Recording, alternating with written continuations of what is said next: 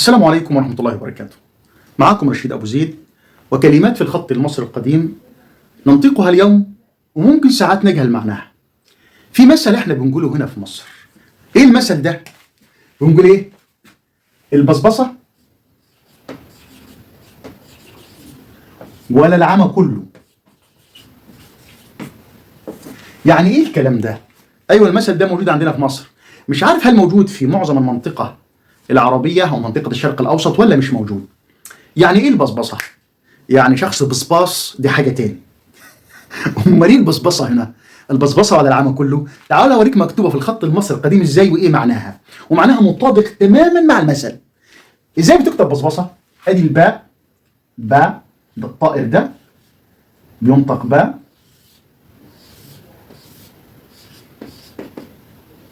ده طائر الباء أو الروح، بيعبر عن الروح باء، هنا كمخرج صوتي باء.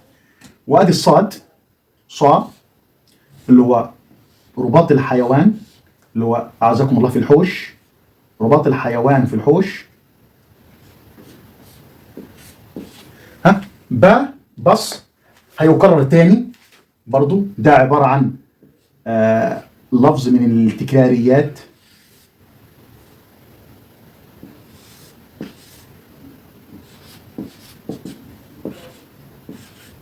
برضو هيكرر تاني ده. كل ده موجود في القاموس، انا ما جبتلكش حاجه من عندي، كله في القاموس. وعندنا في مخصص، طبعا العلامات هنا بتعبر لك عن منطوق مش معنى الرمز، بيقول لك ده منطوق. هنا المخصص شيء معبر عن المرض، وهو ايه؟ شيء شبه راس الانسان ومش راس الانسان، هو شيء محبوس في الداخل. دايما الرمز ده بيجي يعبر عن المرض، يعبر عن المرض. دي اسمها ايه؟ باء، طبعا دي باء ودي صا ودي باء ودي صا، ده مخصص لا ينطق، فتصبح ايه؟ بص، ها بص، بصبصا، بصبصا. طبعا احنا ده عباره عن ايه؟ البصبصه يعني هو البصبصه، هنقول الف او اقول صاد بس وفيها فتحه. البصبصه ولا العمى كله معناها ايه؟ مرض، اعتلال، توعك، علة. يعني ايه؟ احنا بنقول ايه؟ ساعة الانسان بيتمنى، بيقول ايه؟